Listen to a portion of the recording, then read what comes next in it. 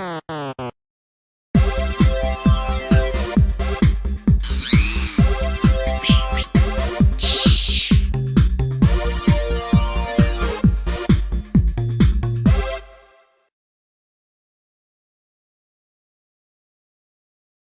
out there, this is Wakeangel2K1, and after getting a couple of videos of Surly Angel reviewing a toy he feels he overpaid for, you're now going to get Happy Angel reviewing a dream figure! This is Ahsoka Tano. I had to order her from Walmart.com, where it's a little bit more expensive, but you know what? The day after I ordered her from Walmart.com, she came back up on Amazon for $5 cheaper. But that sucked, but you know what? I find it very difficult to care because I finally have an Ahsoka! I've been waiting for her so long. I don't know why, but the retail release of the new wave of the Star Wars Black Series figures is taking an incredibly long time. I think it's because the last wave is peg-warming a whole lot. Mostly because we received that same wave 3 times, and by the third time, everybody already has one. But this is my first ever Black Series figure, and we're going to talk about it. So first, there's nothing inherently special about Ahsoka's packaging. It's just that minimalist black box, although that it does have a very nice black and white, you know, painting style drawing of Ahsoka, which is very nice. On the back, there's a description of Ahsoka in 4 different languages, as well as that painting done a little bit bigger. It's very nice, but it's very minimalistic, so nothing to talk about there. But the figure, oh, there's oodles to talk about her. Like I said, this is the first time I've ever got a Black Series figure, so it's made by Hasbro. So my theory had always been that it will be more or less like a Marvel Legends figure, except, you know, since it's Star Wars, the buck is going to be a little bit more specific. You know, less generic superhero buck, and more, this is specifically made to be this character. And, oh gosh, they captured her likeness so well. This is, of course, Ahsoka as she appears in the Star Wars Rebels cartoon. So, she's older. I imagine by the time Star Wars Rebels came about, she must be somewhere close to 30. You know, like she's my age. She's a regular adult now. She's not a teenager fighting a war. She's an adult fighting a rebellion. So yeah, look at that face. I love all the detailing that went into her face. All the blue stripes on her head, tentacles, all the markings on her forehead and cheeks. I'm pretty sure that that's just natural markings that Tigrutans have. Is that her species name? I feel like she's a Tigrutan. But it looks great. The only problem is that mine has a tiny little marring in the paint on her upper lip.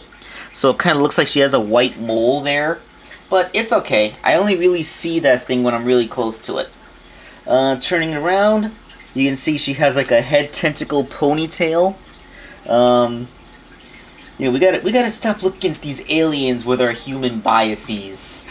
You know, like we imagine that as hair because that's what we expect to see there, but it's not hair at all, is it? And every other detail of her, like every bit of her armor is sculpted. Her clothes always look really cool. She has an actual fabric skirt. I think fabric was the best way to go there because it does the least to hinder the movements of the legs. Although it would have been nice if they could have cut a slit up the skirt, like here on the side where the side skirt armor would have mostly covered the slit. Then her legs would have been even more free to move. Because, you know, the fabric may be stretchy, but it's not that stretchy. And then we go down. She has really nice boots. I'd like a pair of boots like that. I don't care if they're girl boots. Still look awesome.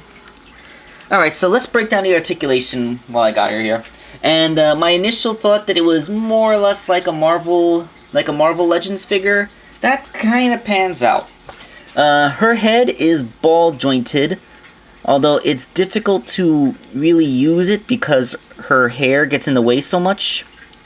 I don't know you would call that hair.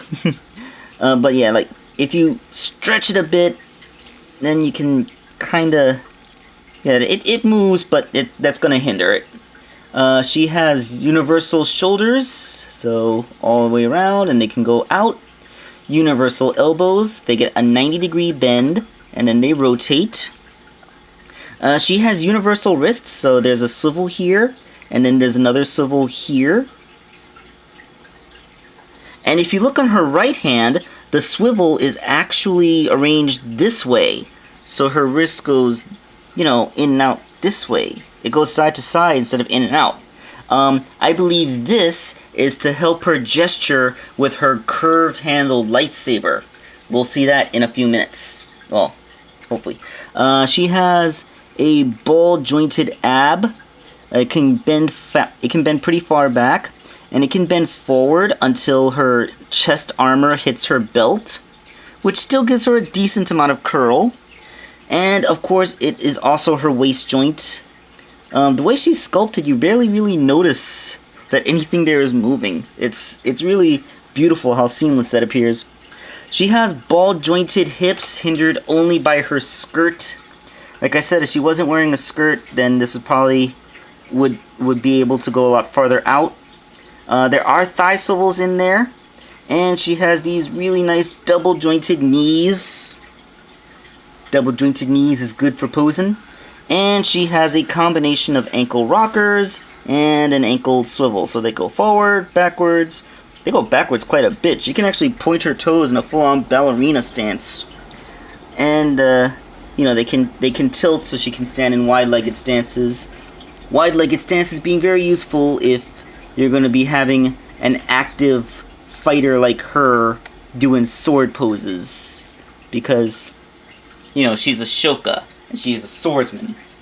Ahsoka comes with 2 accessories. They are lightsabers. They are white lightsabers. The explanation in the fiction, of course, is that she's no longer a Jedi technically, since she left the Jedi Order, and as such she still wields lightsabers, but she doesn't have them in Jedi colors. So no purple, no green, no blue. She's not gonna wield a red Sith lightsaber because she didn't turn evil. But yeah, this is how she shows that she has left the Jedi Order. She has 2. Like I said, one of them has a curved handle, and the other one has a straight handle, and one is longer than the other. I think that's supposed to be reminiscent of a katana and a wakizashi, what samurai would wield. And of course, the handles can pop off of the blades so that you can hang the sabers on these little hooks on her hip armor, which I am trying to demonstrate. That and that. Oh, why did I dynamically pose her? Now she looks silly.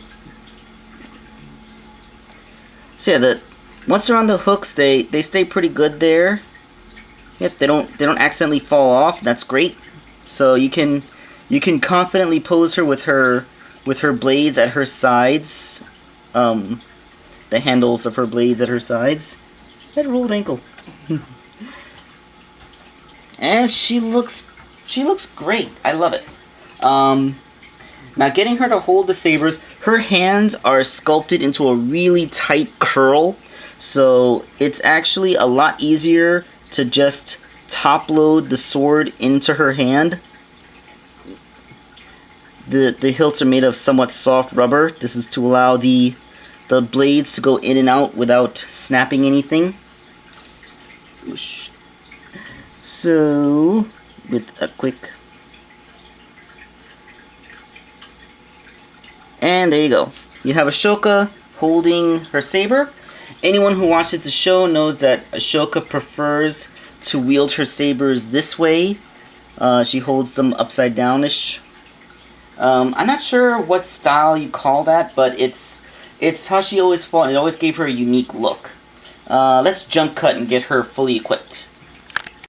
And that's what Ahsoka looks like when she's wielding both of her lightsabers. She has a very nice tight grip on both sabers. You don't have to worry about her accidentally dropping anything.